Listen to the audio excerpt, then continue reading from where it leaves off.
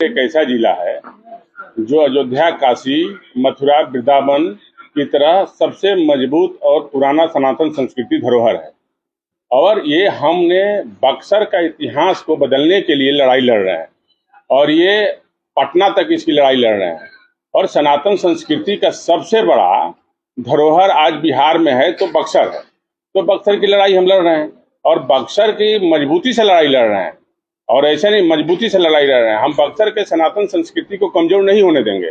और जब विश्वामित्र सेना का निर्माण हुआ और ये बक्सर की सनातन संस्कृति को उत्थान करने के लिए हुआ, यहाँ के लोगों को रोजगार मिले, सनातन संस्कृति का विकास होगा, पर्यटन का विकास होगा, तो यहाँ के लोगों को, बक्सर का तो 99% लोगों का, हर घर से एक आदमी का रोजगार मिल जाएगा। तो ये मेरी लड़ाई है और इस लड़ाई को और मजबूती से कुछ दिनों के बाद से अब बक्सर में इसको और अलग रूप दिया जाएगा विश्वामित्र सेना के द्वारा। बक्सर की लड़ाई विश्वामित्र सेना जो है अब मैदान में अब जनता के बीच में जाएगी। क्या लगता है कि यहाँ के जो जनप्रतिनिधि रहे हैं वो ये बात नहीं समझ पा रहे हैं? अरे भाई, हमारा तो बक्सर के लिए कितना बड़ा शर्म की बात है कि इतने जितने यहाँ जनप्रतिनिधि आए, ये सबने बक्सर को लूटा और बुरी तरह से लूटा। ऐसा खोखला किया बक्सर को कि बक्सर को कुछ छोड़ा नहीं है। ये सब बक्सर को लोग लूट लिया है और बक्सर को चरगाह अभी तक लोग समझ रहे हैं। अभी तक बक्सर को लोग चरगाह ही समझ रहे हैं। अभी बहुत प्रत्याशी मैदान में आ गए हैं। हमने तो कभी नहीं कहा कि मैं चुनाव लड़ूंगा, जबकि चुनाव समीप है और 4 महीना न है। हमारा कहीं भी पोस्टर में कहीं भी नहीं लिखा हुआ है कि मैं चुनाव लड़ने वाला हूं या मैं चुनाव की तैयारी कर रहा हूं या विधानसभा कुछ नहीं लिखा हूं। लेकिन अब बक्सर की सम्मान के लिए, बक्सर की जनता की सम्मान के लिए और बक्सर के धरोहर को बचाने के लिए विश्वामित्र सेना जो है अब मैदान में उतरी है और जनता के बीच में जाएगी और लड़ाई लड़ेंगे। अरे काहे भाई, सीतामढ़ी माता का सबसे बड़ा, सीता माता का बन रहा है धरोहर इतना बड़ा, हमारा बक्सर के काहे नहीं बनेगा? बक्सर विश्वामित्र जी का धरती है, पावन धरती है, भगवान राम का कर्म भूमि है, माता अहिल्या का उद्धार हुआ, वामन अवतार हुआ, जहां से च्यवन ऋषि, जहां से च्यवनप्राश पूरी दुनिया में बिका, जो कंपनियां मुनाफे में गई, और उस शहर का सबसे बुरा हाल बक्सर का होने के नाते हम अब उसी में लगे हुए हैं कि हमारे लिए सबसे बड़ा जो है बक्सर ही है। और इस सनातन संस्कृति के उत्थान करेंगे ही करेंगे और इसकी लड़ाई लड़ेंगे। पटना तक लेके गए ना इसको, बक्सर के सम्मान के लिए पटना के मंच पे लड़े ना, अब दिल्ली तक भी जा रहे हैं। बक्सर का मुद्दा दिल्ली तक जाएगी। तो बक्सर अब पीछे नहीं है। आज बक्सर को पूरा देश में लोग जान गया ना कि बक्सर की क्या धरती है, बक्सर के सनातन संस्कृति का इतिहास क्या है, पूरा देश में जान गया ना। हम सबकी बात कर रहे हैं, हम किसी एक की बात नहीं कर रहे हैं। हर घर का रोजगार की बात कर रहे हैं, हर व्यक्ति के रोजगार की बात कर रहे हैं, बेहतर स्वास्थ्य सुविधा की बात कर रहे हैं। यदि पर्यटन का विकास होगा बक्सर में तो 100% यहाँ शिक्षा का व्यवस्था बदलेगा, स्वास्थ्य का व्यवस्था बदलेगा। यहाँ जहाज भी, यहाँ भी उतरेगी प्लेन, हवाई जहाज, हर जगह एयरपोर्ट बन गया। बक्सर के काहे नहीं कोई एयरपोर्ट दिया? काहे नहीं दिया? कोनो नेता उठाया? कोनो एक नेता उठाया कि बक्सर में भी एयरपोर्ट बनना चाहिए? सनातन संस्कृति का सबसे बड़ा धरोहर, पर्यटन का बिहार का सबसे बड़ा धरोहर है। उठाया? गंगा के किनारे बसने वाला सबसे सुंदर शहर है बक्सर, पुराना है, जहां वेद का निर्माण हुआ। कोई बोला? काहे नहीं बोला? काहे से वो आपका घर का बेटा नहीं था, आपका परिवार का नहीं था, आपका बक्सर का नहीं था, उसको नहीं बोलना था, उसको चुनाव लड़ने आना था। चुनाव लड़ने के बाद जहां कहे वहां का विकास करना था। क्या लगता है कैसे लोग होने चाहिए प्रतिनिधि? प्रतिनिधि वो होना चाहिए जो बक्सर के लिए जीता हो, बक्सर के दिल में उसके लिए कुछ करने का जुनून हो, जो बक्सर के लिए कुछ कर गुजरे, जो बक्सर के लिए दर्द हो, जो दिन दिन रात बक्सर के लिए घूमे, कमाने के लिए नहीं घूमे। अभी तो जितने लोग घूम रहे हैं सभी लोग बक्सर के प्रति अपना जो है संवेदना व्यक्त कर रहे हैं। जितना लोग घूम रहे हैं वो अच्छी बात है, बक्सर की संवेदना की बात कर रहे हैं, बक्सर का विकास के लिए। बक्सर की आवाज बुलंद करिए। बक्सर की लड़ाई लड़नी है आपको तो बक्सर का आवाज बुलंद करिए। अब बक्सर की सनातन संस्कृति के बाद जब से विश्वामित्र सेना चढ़ी तब तक बिहार में सनातन की बात होने लगी। आप लोगों ने देखा कि बिहार में जो नेता सनातन की बात नहीं करते थे वो भी मंच पर बिहार लेवल में विश्वामित्र सेना जो है सनातन की बात कराने लगी लोगों को। मजबूर हो गए लोग बात करने का सनातन का। और यहाँ तो लड़ाई बस केवल इसलिए है कि यहाँ की लड़ाई बस सबसे कमजोर करने की है, बक्सर को कमजोर करने की है। अरे विधायक बनना बड़ी बात क्या है? विधायक, जितना विधायक में लोग खर्चा करेंगे तो उतना, उससे ज्यादा तो हमने विश्वामित्र सेना को संगठन में, अपने लोगों के बीच में, गांव के बीच में, बच्चों को पढ़ाने में उतना तो हम मदद कर रहे हैं। चुनाव में तो हमको तो बक्सर का प्रेम है ना, हम बक्सर के हैं ना, तो हम चाहते हैं कि बक्सर का इतिहास बदले। कहे कि हमने ठोकर खाया है, बिहारी होने के नाते और बक्सर के होने के नाते हमने ठोकर खाया है, हमने उस दर्द को झेला है, उसको हमने समझा है कि बिहारी की क्या स्थिति है बाहर, हम इसको समझे हैं।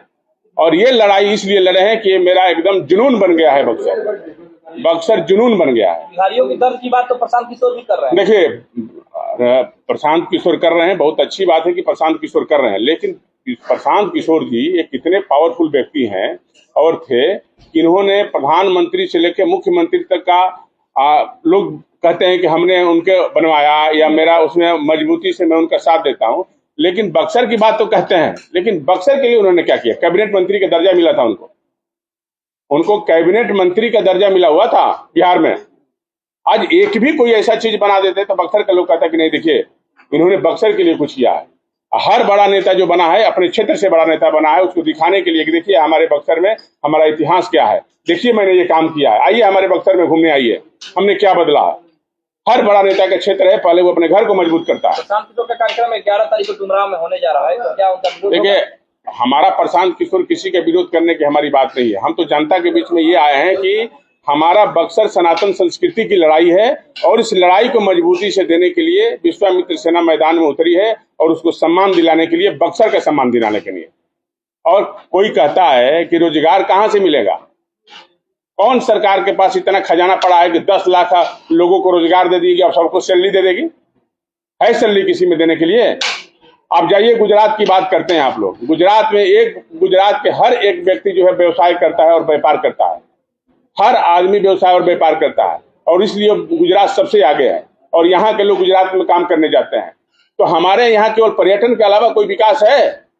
जो हमारा बक्सर जो है, इसी तरह बिहार में कई ऐसा धार्मिक स्थल है जहाँ पर्यटन के अलावा कोई जगह नहीं है जो विकास हो सकता है। आप ही लोग बताइए, आधा बिहार पानी में डूब जाता है, आधा बिहार पहाड़ी है, जगह नहीं आपके पास, कहां से विकास कर दीजिएगा? कहां से फैक्ट्री आएगी? कौन लगाएगा फैक्ट्री? यहाँ हर सरकार प्रयास करती है, तो ऐसा नहीं है कि हम किसी सरकार में दोष देते हैं कि प्रयास नहीं करती है, लेकिन पर्यटन के अलावा आपका कोई विकास नहीं है। नहीं, आप लोगों को देखना, इसमें कितने लोग जाए हैं, काशी गए हैं, जाइए वृंदावन, लाखों लोग रोज दर्शन करते हैं लाइन लगा के। वहां देखिए, होटल से लेकर फूल बेचने वाले से लेकर रिक्शा चलाने वाले से लेकर, देखिए वहां के क्या भव्यता है। 7 स्टार और 5 स्टार होटल खुला हुआ है 50 को, तो हर आदमी को रोजगार मिल रहा है ना भाई। हर आदमी अपने बच्चे को बढ़िया से बढ़िया स्कूल में पढ़ा सकता है, अच्छे से अच्छे स्कूल में पढ़ा सकता है, लेकिन यहाँ से सैलरी के आधार पर कहां से सैलरी देंगे? आपका स्टेट सबसे पिछड़ा हुआ है। बदलना है तो बिहार नहीं, बक्सर की तरह पर्यटन बनाइए हर जिला को, कि लोग वहां को देखने आए, वहां को रोजगार मिले, वहां के लोगों को सारी सुविधा मिले। विधानसभा चुनाव में विश्वामित्र सेना एनडीए के साथ होगी या महागठबंधन? हम जो भगवान राम और विश्वामित्र की बात करेगा, विश्वामित्र सेना उसी के साथ रहेगी, ये जान लीजिए। राजकुमार जी, हर बार आप सनातन की बात करते, लेकिन कभी आपने ये नहीं कहा कि बक्सर शिक्षा का हब बने, आईटी का हब बने। एकदम बोलते हैं, हम हमेशा बोलते हैं। आप समझिए, यदि यहाँ पर्यटन का विकास होगा तो शिक्षा का विकास नहीं होगा। आप हमको बता दीजिए, आप बताइए कि हॉस्पिटल बनेगा कि नहीं बनेगा? यहाँ जब दुनिया के हवाई जहाज जब उतरेगी और पर्यटन का विकास होगा तो यहाँ सबसे बढ़िया एजुकेशन का हब होगा, सबसे बढ़िया स्वास्थ्य का हब होगा। क्या नहीं हो जाएगा बताइए? हम तो हमेशा कहते हैं कि बेहतर शिक्षा मिलेगी, बेहतर हेल्थ जो है स्वास्थ्य सुविधा मिलेगी। आपको नहीं जाना होगा बनारस, यहाँ सबसे बड़ा हॉस्पिटल बनेगा, यहाँ पूरा पूर्वांचल का सबसे बड़ा हब बन जाएगा बक्सर। भाई, पर्यटन का विकास होगा, जहां लोग आएंगे वहां तो बनेगा। अभी तक काहे नहीं बना? आपके पर्यटन का नहीं था, यहाँ विकास नहीं था, इसलिए नहीं बना। जो हम मांग रख रहे हैं, जब विकास होगा यहाँ सारी चीजें होगी, हॉस्पिटल भी होगा, यहाँ सबसे बड़ा एजुकेशन सेंटर भी होगा, यूनिवर्सिटी भी होगी, यहाँ तमाम सुविधाएं होगी। हमारी तो यही लड़ाई है। तो मैं तो हमेशा ये बात कहता हूँ और लड़ाई लड़ता भी हूँ और दिल से लड़ता हूँ। यदि चुनाव लड़ने की बात बार बार लोग कहते हैं, चुनाव लड़ना होगा तो निर्दलीय चुनाव हमको नहीं लड़ जाएंगे, हमको कोई रोक पाएगा? हमारा लड़ने का अधिकार है ना भाई। चुनाव को लोग बार बार कहते हैं तो निर्दलीय लड़ जाएंगे चुनाव लड़के तो कई लोग जमानत भी नहीं बचा पाते हैं। छोड़िए ना, हम ना कहते हैं कि हमारा जमानत यदि लड़ना होगा, बचे ना बचे वो अलग की बात है, वो अलग की बात है, बचे ना बचे ये तो जनता बताएगी ना। जब लड़ना होगा हम तो नहीं कहे हैं अभी तक, लेकिन बक्सर के सम्मान के लिए आप लोग भी हमारे भाई हैं, हम सबके लिए लड़ रहे हैं, पूरा बक्सर वासी के लिए लड़ रहे हैं, आपके हर एक एक बच्चे के लिए लड़ रहे हैं। हम बिहार के लिए नहीं लड़ रहे हैं, हम अपने बक्सर की लड़ाई लड़ रहे हैं।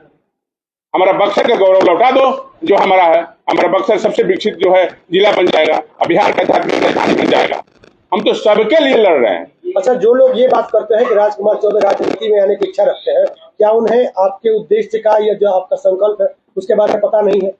देखिए, अब तरह तरह की बातें हैं, तरह तरह के लोगों हैं, लेकिन बक्सर के सम्मान के लिए विश्वामित्र सेना किसी भी स्तर तक जा सकती है। ये बात आपको बता देते हैं, किसी भी स्तर तक जा सकते हैं बक्सर के सम्मान के लिए। और सनातन संस्कृति का कमजोर हुआ तो विश्वामित्र सेना उग्र होके और उस तरह की लड़ाई लड़ेगी। राजकुमार जी, सवाल ये है कि क्या इसके पहले सनातन गुमनाम था क्या? हाँ, गुमनाम था। कौन नहीं कहता है गुमनाम था? यहाँ कोई सनातन का बात करता था?